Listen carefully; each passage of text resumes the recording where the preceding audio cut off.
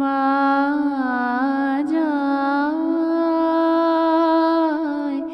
বাজায় বাঁশি আমার অঙ্গে অঙ্গে কে।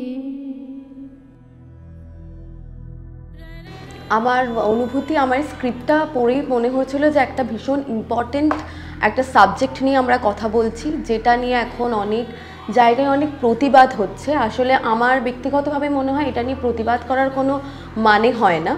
যদিও আমরা ছোঁয়া এই ছবিটা প্রেজেন্টও করছি, কারণ অনেক মানুষ এটা নিয়ে অনেক দ্বিমতে ভোগেন, অনেকে ডিপ্রেশনে আছেন, কিন্তু এইটা আমার মনে হয় না কারণ একটা নর্মাল জিনিস, নর্মাল ব্যাপার। হেট্রোসেক্সুয়াল, বাইসেক্সুয়াল, লেসবিয়ান, আসেক্সুয়াল, এগুলো সেক্সুয়ালিটির ভাগ।